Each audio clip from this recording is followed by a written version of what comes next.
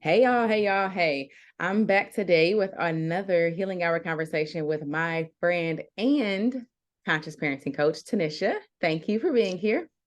Yay, thank you for having me.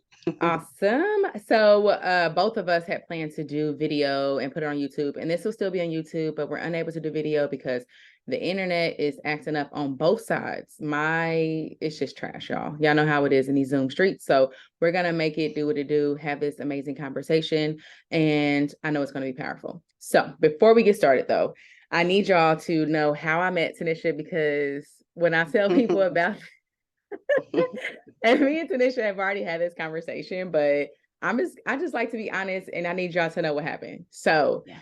I have been like I had been like fiddling a little bit with my parenting and with how I showed up and all those things have been happening. So I was in these conscious parenting groups and asking a million and one questions, but also defending myself and convincing and all these things. And Tanisha, she kept showing up and kept like commenting on my posts, and she was kind and all that, but she was like assertive and like holding me responsible of like what I was thinking, how I was putting everything on the kids, how it was them and not me, and all these things. And I just had to be honest. And I told her, like, I did not like her at first.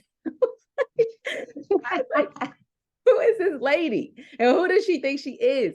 Telling me about me and all this. But it really just sparked something in me. And so I wanted to have her on today because she honestly, when I say my most biggest and most important work thus far, and I probably for the rest of my life that I've done, is my work around how I show up as a parent, how I show up Mm. even as a wife, how I show up just being conscious is that's the most important and hardest work I've done. And I have to say right here that this lady is who has helped me the most out of everything that I've done. So thank you very much.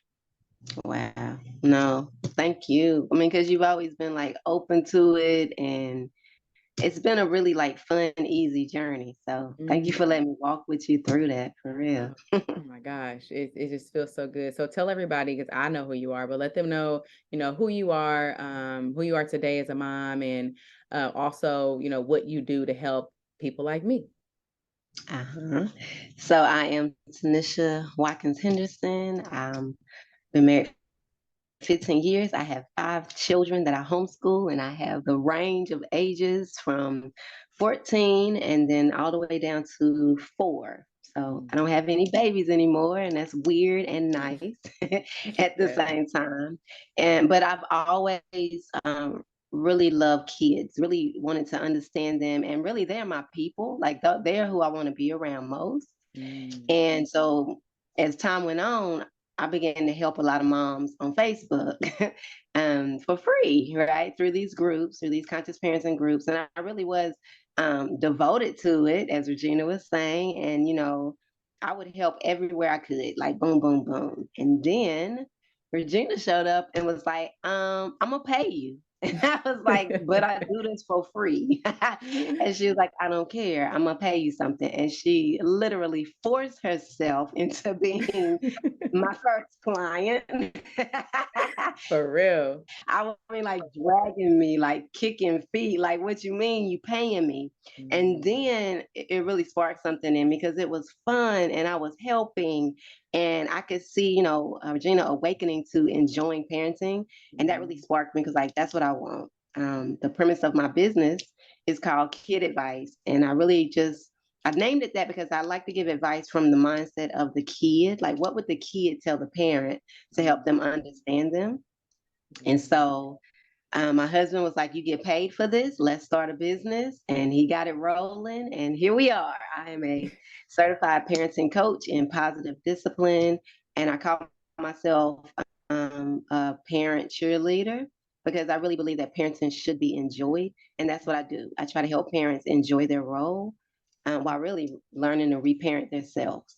So, Yes. Oh my gosh, it's so much there. One thing that came up while you were talking that mhm. I didn't think about until you said it was this situation of like not wanting to receive payment. I do this for joy. I do this to help out. But I've saw you, and I think we had this conversation early on, maybe we've talked so much, but I see as you show up, how you show up now. I mean, how you show up for me showed up for me August 2021 is when we started working together officially, although you have been helping me for months before then.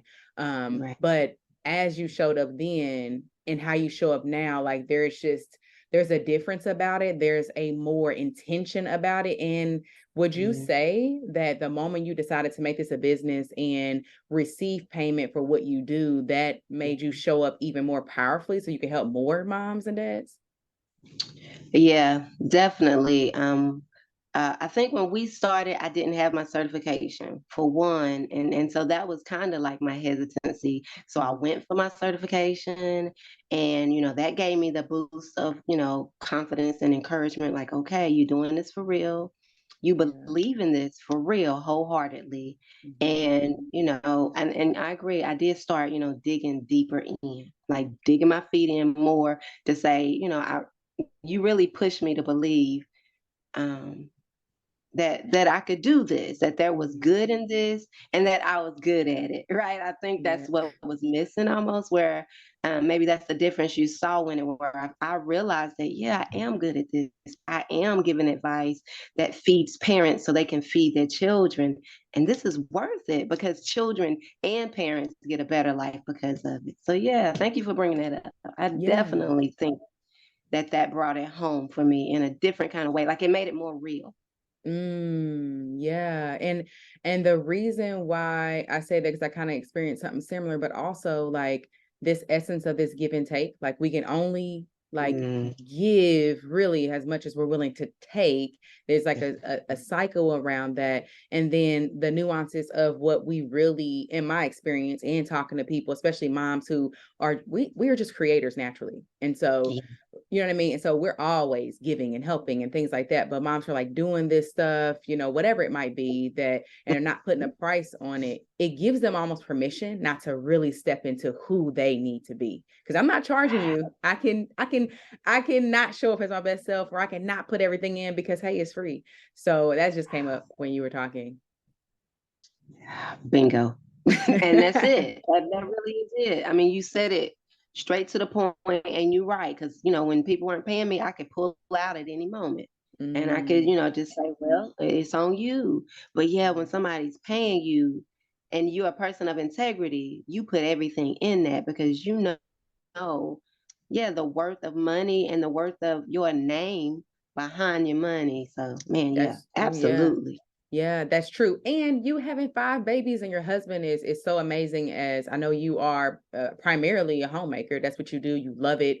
I remember you talking about like that was a decision from the beginning, and I love that intentionality in that. But also like being able to bring in income by doing something that you love and what it is going Mm. to help you and continue to help you do for your children, for your husband, for your family. I just think it's amazing because even though I ask and I encourage, you could have still been like, yeah, nah, it's just a little hobby I do on the side. So absolutely. So I Yeah. want to ask you then, since you've jumped into business and it's still fairly new in regards to like your lifespan and all that. What has been the most difficult for you in especially being a parent coach? You know how we see people of quote unquote experts, and you're a parent yourself, but while also teaching people about parenting. What has been most difficult for you in your journey while living imperfectly as a mom, but also teaching people to be their best selves and being paid for it?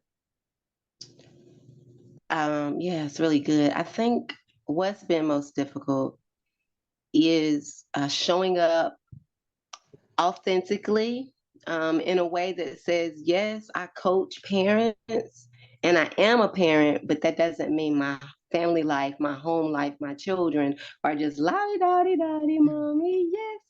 Like Right. that's and then just doing that in a way that doesn't discredit the advice that I'm the suggestions, the guidance that I'm giving them. Yeah. But so I guess the hardest part for me is reminding myself of that. Like if I had a hard day with my child, does that mean now I need to cancel all my coaching sessions, close down the business, Mm. and say I can't help people parent well because I don't parent perfectly myself.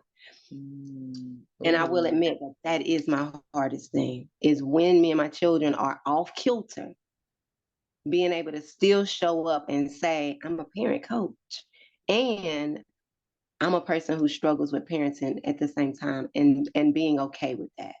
Yes. And Yeah. I'm so glad you're making that decision to be and work through that, because when I see you, we talked about this, I think, briefly before as well. Like when I see you being imperfect and still telling me how this can be joyful, how we can show up as our best selves, how, and then you also having those downfalls, like that make that further instills in me, oh, I can do this. But if I'm going to such and such over here who has it all together and everything, and that's what they portray and I see, then I feel like, well, yeah, that's happening for you because you have a perfect life over there. And so how can you help me with what I have going on? Yeah. Yeah. Yeah, that's a good one. That's a good one, and it's a hard one. That's a good question because I'm really in a space where it's hard right now. So I'm even like, why am I even doing this interview, bruh? Because like that is the power though in parenting, in being a woman, in being a human being, is for all of Mhm. us, myself included. That I feel like that's the power of what coaches do. Like we help bring out the best in everyone, not the perfection in everyone, right? Okay. So Okay. like when I first started, that's my opinion about it. Like when I first started this parenting journey, like, you know what? I remember when I like initially was like, I'm not gonna hit my kids anymore. Stacy Yeah. Patton had like an internet thing where you could like fill out a certificate online. It was real cheesy, right? But me putting my name on there, printing it out, signing Yeah. it, and really giving it to my kids, like, hey, y'all, I know I've been kind of working on this for a while, but I'm not gonna hit y'all no more. And here's my certificate that I just learned some stuff. I just put something stupid behind it and said it, and they thought I was crazy. But like Wow. that made it serious. But Yeah. however, you know what I mean? However, like what you helped me do was not see that, oh, you can be perfect at this. It's to see that where I was then, like I was able to up level. Like who I am now is like a totally different mom than where I was then, Mm. you know? Mm-hmm. So it's not about let me go out here and teach these parents or these clients, whatever, how to be perfect. It's like you have better in you. Let me help you bring that out. Yeah, I like that. I like that a whole lot better. Because yeah, we're not, and that's one of the things I do tell my clients, like you'll never be a perfect parent. Mm-hmm. Like even when they leave your house, like you still will mess up with your adult children because messing up is part of the journey. And even with conscious parenting, that's huge for us because it gives us an opportunity to model how to deal with mess ups. What do you say to Mm-hmm. yourself? How do you bounce back? Um, what does that mean? Because my kids know I'm a parenting coach. So, when I mess up, do they throw it in my face? Like, but you're a parenting coach, you know better. But they like kids they're not like that. Mm-hmm. And so we learn Mm-hmm. so much from them because of that, right? Like they just so genuine and pure and forgiving. Man. Yeah. So when you brought up modeling, I'd love to pivot into that because Yeah.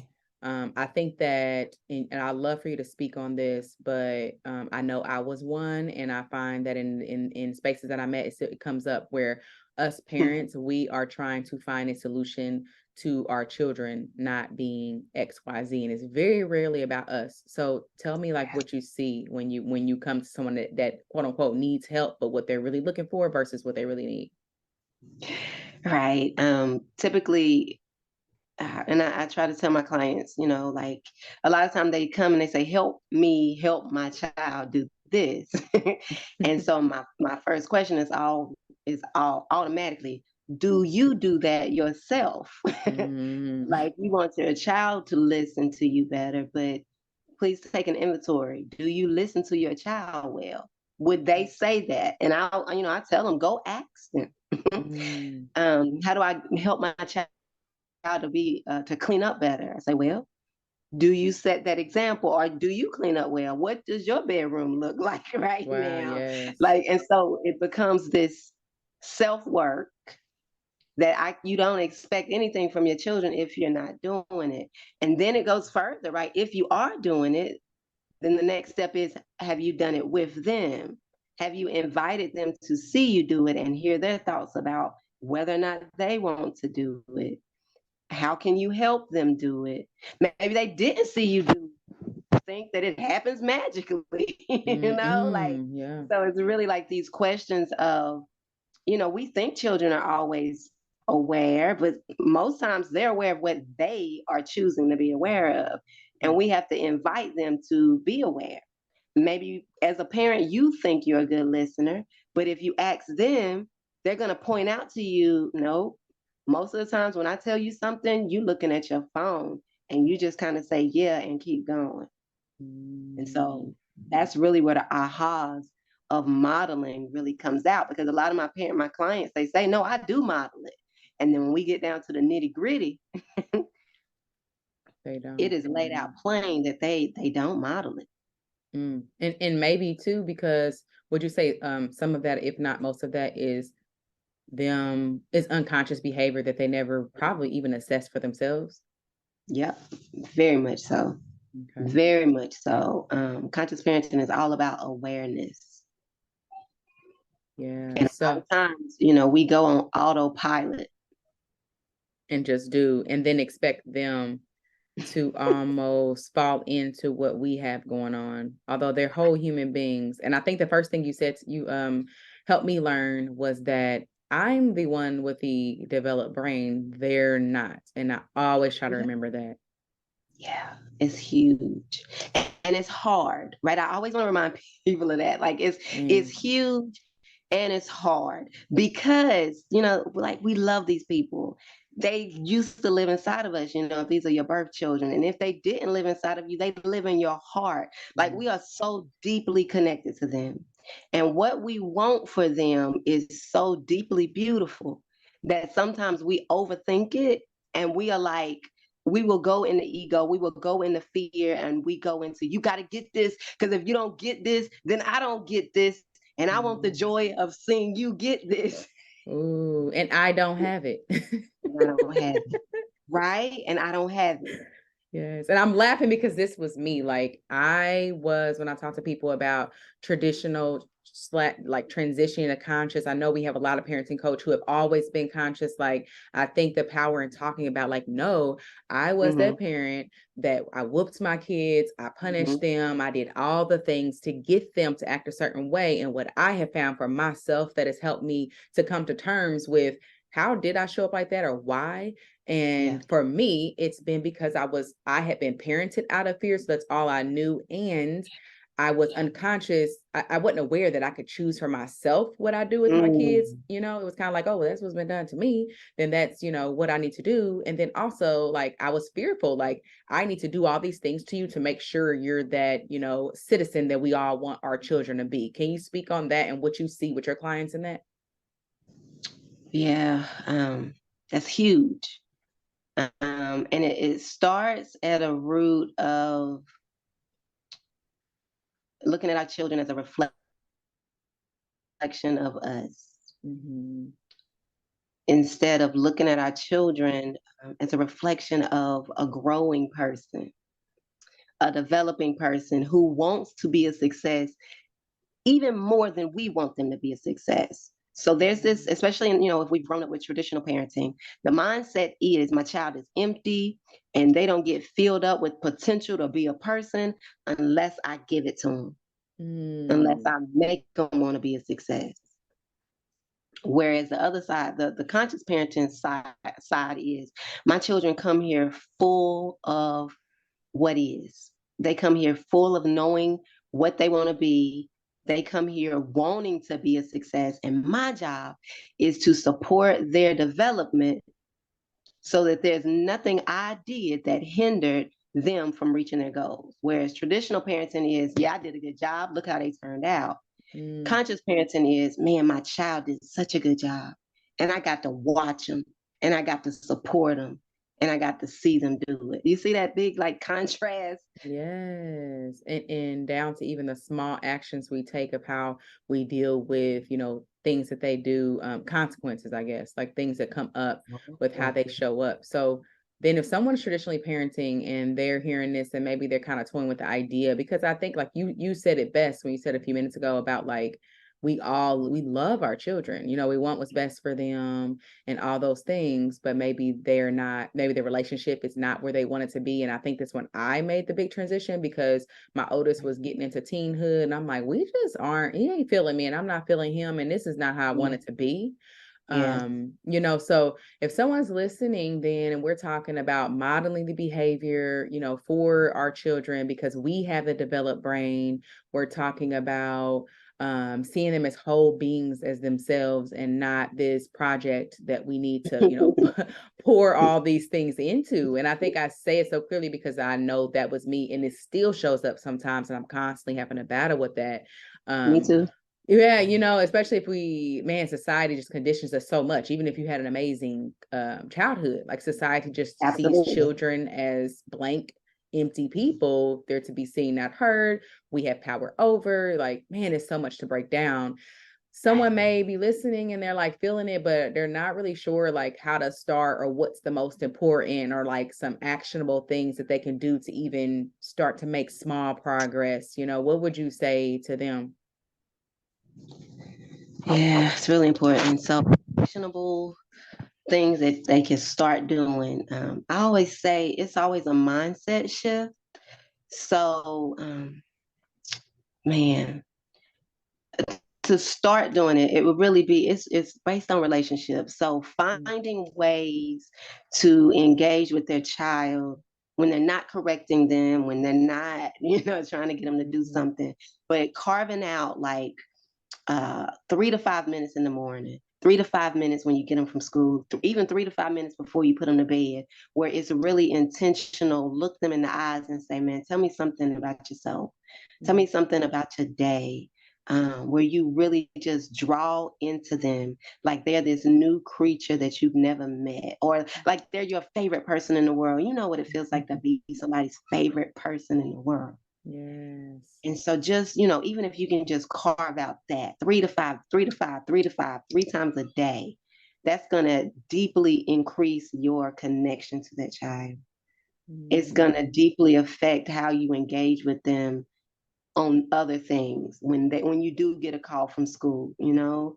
when you're dealing with your favorite person, you always think the best of them. You're like, hey, something must have been up Oh, because you've yeah. been developing this relationship of checking in with each other. So even just if you can just carve out that every 3 times a day, is Mhm. going to invite like a deeper understanding of your child that will drive you to do other things. So I think yeah, I think I That's would super start powerful. there. That's an actionable step. That's simple, Mhm. and even you can look online for like little questions. Would you rather, depending on what age your child is, if your child likes news stories, finds a news story and say, did you see that the other day? What's your thoughts on Mm. that? Yes. You know what? So, That's man, I love that you said that, and I'll give an example okay. that I'm not very proud of, but I think people need to hear this. And it is that you helped me understand that connection piece very early on. And what I realized for myself when I was Mm-hmm. like trying to connect with them and all that was that I had that time much rather connect with my friends, connect with my husband. I'll sit and Mm-hmm. talk with him forever. But my kids, it was like this transactional thing.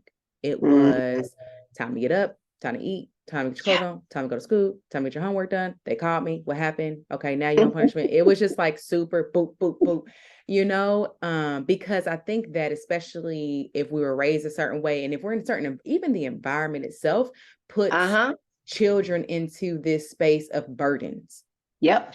And I got you, girl. I got 4 kids, girl. They crazy. I got this going. Da, da, da, da, da. And not like I enjoyed my most important part of parenting is my kids. They're like these human beings that are all different, and I get to see how they flourish. And like that's not what we see it in our childhood about ourselves. Right. And is not what we see on TV about kids at the Mm-mm. schools. Like teachers are Mm-mm. not calling you to tell you how amazing your kid is. They're calling you to tell you all the things they didn't do, how they wasn't quiet, even though they're 5 years old, like all this craziness, right? And All of it. I know, and I love that you bring that up because those actionable steps, because what happens is when we really commit to that, even just that, we start seeing things that we didn't see before in that Mm-hmm. child. Mm-hmm. A lot of us don't know our kids really Mm-hmm. because we're so busy with life and we don't know what it is even to get to know our children. So I just love that you bring that up. Um, and I was going to ask you something else about that, though. When you're talking about connecting, I know we talked about Yeah. connecting. There was something else that I wanted you to tap into. Oh, yes. So, can you speak to this about? Because I know a lot of my listeners, and especially who I want to be most of my listeners, I want to get this as many Black people's ears as possible. Amen. Because we have a lot of extra on our Woo. plate of our history and what we see and what we think and what comes up all the time, even in my family when I talk about it, is this need. And this could be probably an entire podcast show itself. So I know we can't even go as deep as I would like to, but if you were to be able to say the most important or what comes to mind for you right now around hitting our kids and Black people and why we just can't, a lot of us just can't let go of that. A lot of us are just like, no, that has to be done. And kind of this, and you can tie it in with a lot of the work you do around natural consequences versus punitive, and just the differences in what you see and why that's important and all of that. Yeah. Yeah, man. That's heavy, right? I And know. like, oh man. And I mean, I just watched a documentary with my kids on Juneteenth. Okay. Mm-hmm. And oh man, kids. So hitting kids, man, it's rooted in childism, right? We see children as property, okay? Mm-hmm. And when you see somebody as your property, you'll justify doing anything to them because they belong to you. Mm. And where is that rooted in? I mean, let's just be honest, right? Like Yes. anybody who tries to say whooping your kids ain't connected to slavery, especially for Black people, Yes. it's impossible to disconnect them. They have to be because you Yes. only hit somebody who you feel like belongs to you and Mm. is your property. And you have Yeah. to have a lot of disrespect for a person to put your hands on them. Mm. But and at the same time, because listen, I used to whoop my kids, so who am I to talk about it, right? But the reality is, I was there. I was in a space where I thought my kids were mine, my property. I treat them like I want to treat them. They mine for a time until they get to be an adult. And Mm. that's rooted in, man, that's rooted in slavery. That's rooted in childism. Yeah. And it's rooted in a lot of self hate. Um, because you cannot love yourself well and then treat a person who you say you love bad. Mm. So I really think if we can just take it even deeper to how much do I hate myself to be able to hit somebody that I love. I even Mm. think if we think about, domestic violence between a husband and a wife, a boyfriend and a girlfriend, it's the same thing. It's this idea of I never learned to love myself well. And when I feel like the person who owes me love the most doesn't give me love, I got to get my love back in a certain way. And Mm. somehow it gets twisted up to think if I hit you, you'll recognize how much I love you and you'll love me like I want to be loved. Mm. Right? Mm. Man. So for Black people, it's really like we got a history of being mistreated. We Yeah. got a history of having to make sure our children respected us or the white man in order to stay alive. So I don't want anybody out there Yes. to think that I'm judging you or I think less of you. No, I understand the root of that fear. Yeah. And it Yeah. is deep. Stacey Patton says it takes 3 generations of not hitting for a child to even grow up and not consider hitting. Okay. Oh. Wow. So my grandma hit. My mama didn't, but my grandma hit. So it's still in my genes to hit because I Yes. don't have 3 generations away from it. My kids don't have it because I hit my kids. So Yeah. this is deep. Yes. And And we're, go yeah, ahead. go I'm ahead. sorry. No, you're fine. I was just gonna say we're not that far removed from slavery either. We're No. only a few generations.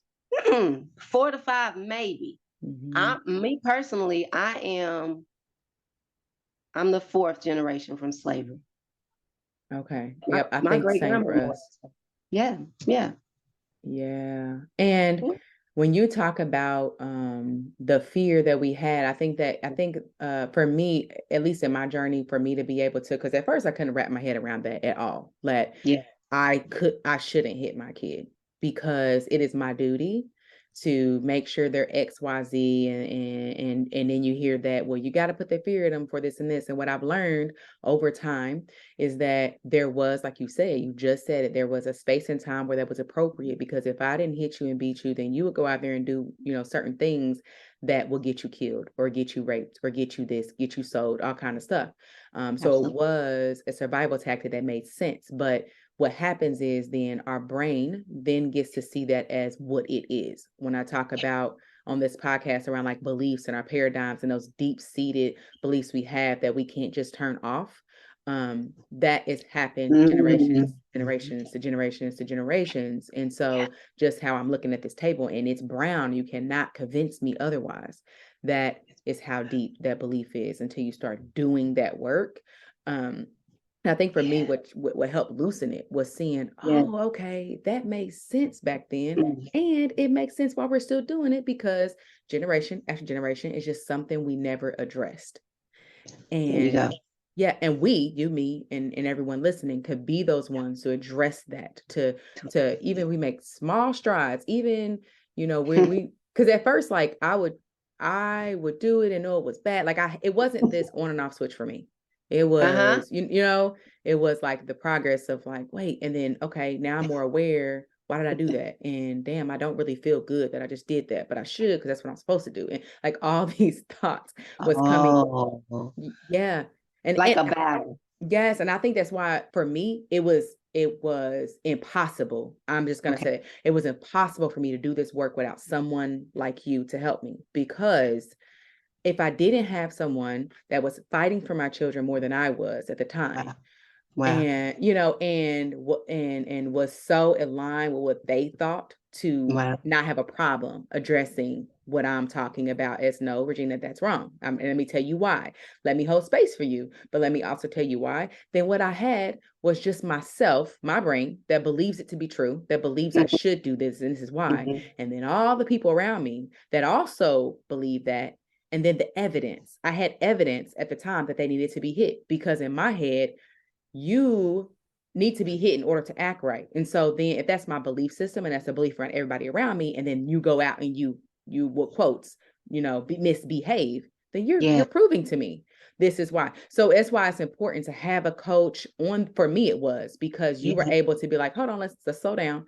First thing was, you are in emotional heightened state right now. Let's bring it down. Let you all okay, breathe first. That would be the first thing you say. Breathe first. Let's breathe first. And that was so powerful, because it helped me to see how much I was holding my breath in these moments, and just Oh, like, wow. seriously, even now, that's the first thing. Breathe first, Regina. You feel it in your body. Breathe first. Don't click, don't whatever. But someone on the outside of me challenging my story, because our story is that Okay. needs to happen. And so that's why I Mhm. think what you're doing is so powerful. So thank you for that, and continuing to have these conversations, holding space for people that are like, yeah, I do, but like, you don't shame. I never felt shame around what I did. Even when I mess up now, I don't feel it. And it creates space, I guess, for me to grow. Yeah.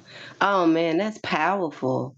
Yeah. That's really powerful. And I try to, impress that on my clients, and I want to impress that out to the listeners, that there is no motivation to do better in guilt. Yeah. It is designed to make you feel stagnant.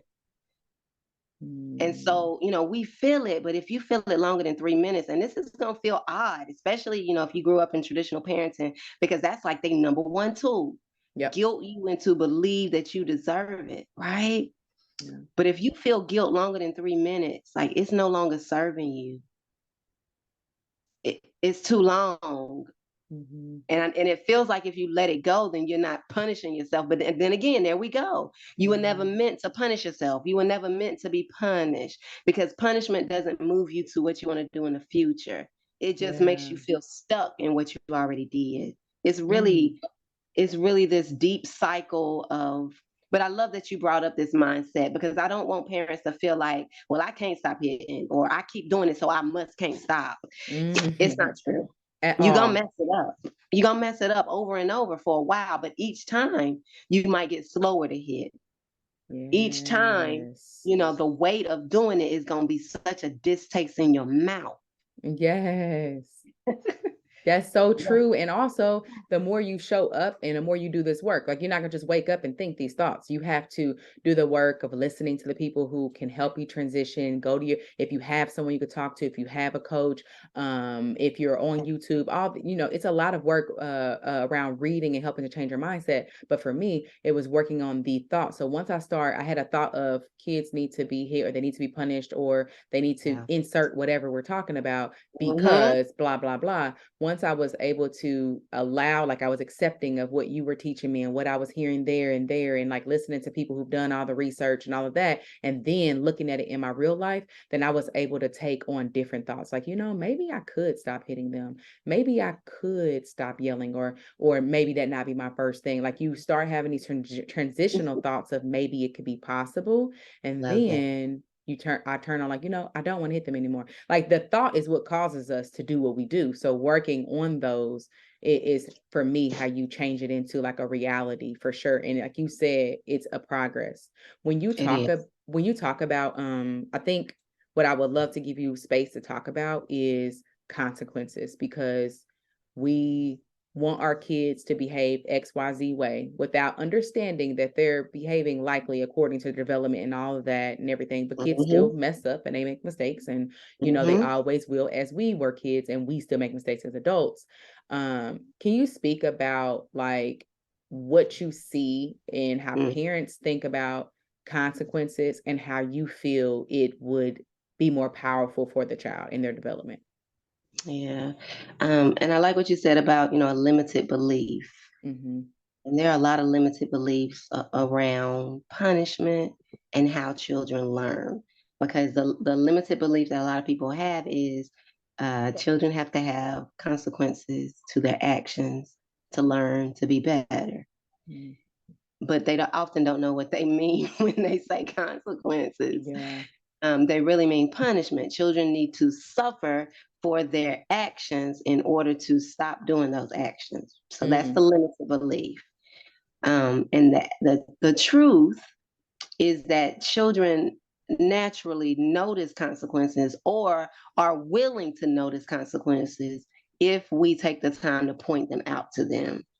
And that's really where they take initiative to change, because they don't like the consequences that are happening. Simple one: your 3-year-old keep playing with their toy really rough, and you say, hey, if you keep doing that, it's gonna break, and we're not gonna be able to get another one for a while. Mm. They get to make a choice, either to keep doing that or to stop. And if they keep doing it and it breaks, there you go. You have a natural Mm. consequence. And you get to lovingly alert them to it. Or they might do it themselves. They might say, Mama, look, it broke. You told me it would happen. Mhm. The thing that people get caught up on, though, is that they think that that means the next time the child gets a toy, they won't do it again. Not necessarily, bruh. Right. Because Right. it's their life and it's their own lesson. And you don't get to affect how they take the lesson. Woo. Ain't that it? Because even let's use that small example, because there's two other things people could do. One, you can take the toy. I don't want you to break the toy, so I'm taking it, prevent it from it, or shame or whatever. And then the opposite effect of, oh, you might break that toy. If you break it, we're not gonna be able to get another one. Then when it break, oh, let me go run and get you another one. Right. You Yes. just missed the lesson. You just, disqualified yourself from being a person who is trustworthy. Let's talk about that. Yeah. When people say my kids don't believe me, I say, well, okay, how much have you lied? Mm-hmm. Mm. Let's get behind it. Like there's always a consequence. There's always one. And it might not be one that deters them, or it might be like my children, they forever losing their shoes. Mm-hmm. So to them, the consequence of having to spend extra time looking for their shoes, it just ain't one they care about. Okay. And so for me, I'm proactive. If we got to be somewhere the next day on time, we gonna look for them shoes tonight, baby, Right. because you're not gonna impede my space that I want to be. Now, if it's somewhere they gotta be and they late, hey, have your natural Yes. consequence.